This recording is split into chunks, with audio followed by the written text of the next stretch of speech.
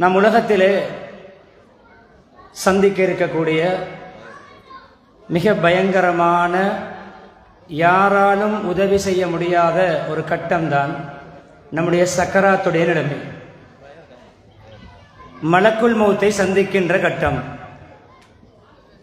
அந்த கட்டத்திலே பல சந்தர்ப்பங்களில் பலரிடம் நேரம் கேட்போம். பரீட்சை மண்டபத்தில் நம்ம ஒரு வரி எழுத நேரம் தாருங்கள் என்றாலும், மனிதர்கள் கண்காணிப்பாளர்களாக இருக்கக்கூடிய பரீட்சை மண்டபத்தில் கூட நேரம் கிடைக்காது ஒரு வரி எழுதுவதற்கு.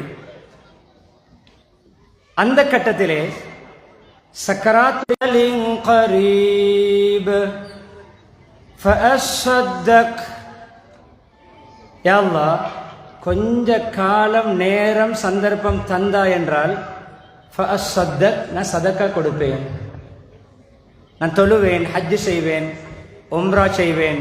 இல்லை, ஏன் சதக்காவை கேட்கிறோம்? தொழுகைக்கு வுது செய்ய வேண்டும், சுத்தம் இருக்க வேண்டும், கிப்லா தேவை. ஹஜ்ஜுக்கு மக்காவுக்கு போக வேண்டும். எல்லா இபாதத்துகளுக்கும் கண்ணியமானவர்களே திசை, சுத்தம், உடை அணிந்திருக்க வேண்டும், மறைத்திருக்க வேண்டும். ஆனால் சதக்காவுக்கு கிப்லாவை முன்னோக்க தேவையில்லை, சுத்த சிகிச்சைக்காக. அந்த நேரத்திலும் ஆடை அணிந்திருக்க வேண்டும் என்ற அவசியமும் கிடையாது சதக்காவுக்கு. சதக்காவுக்கென்று மக்ரூஹான அராமான நேரங்கள் கிடையாது. ஏன்? அது சக்கராத்தில் அதனுடைய பெருமதி விளங்கும்.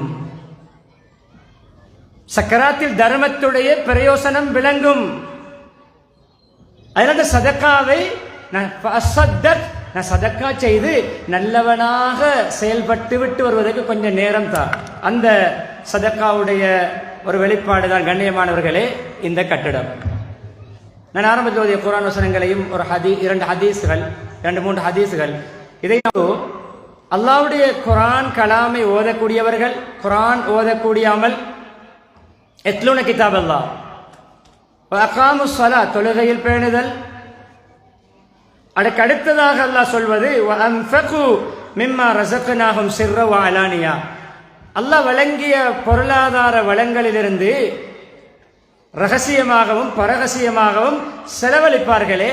யர்ஜூன திஜாரா, இவர்கள் ஒரு இன்வெஸ்ட் பண்ணுகிறார்கள், இவர்கள் ஒரு முதலீடு செய்கிறார்கள், இவர்கள் ஒரு வியாபாரத்துக்கு தன்னுடைய பணத்தை முதலீடு செய்கிறார்கள். லன் தபு, அது நஷ்டமாகாது.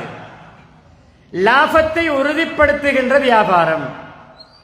சொல்கின்றவன் முன்னணி, நல்ல வழிகளிலே செலவழிக்கின்ற, ரகசியமாக பரகசியமாக செலவழிக்கின்ற பண்பாடு. அதுக்கு அடுத்ததாக என்ன சொல்கிறான்? உஜூரகும், இந்த மூன்று அமல்களையும் செய்கின்றவர்களுக்கு அல்லாஹ் பரிபூர்ணமாக கூலி கொடுப்பதற்கு இந்த அமல்களை நாம் அவர்களுக்கு ஞாபகப்படுத்துகிறோம், சொல்லி காட்டுகிறோம். பரிபூர்ண கூலி அவர்கள் அடைவதற்காக வேண்டி. கண்ணியமானவர்களே, இன்னஹு கஃபூருன் ஷக்கூர், அல்லாஹ் நன்றி உள்ளவன், மன்னிக்க கூடியவன் இந்த ஆயத் முடிகிறது.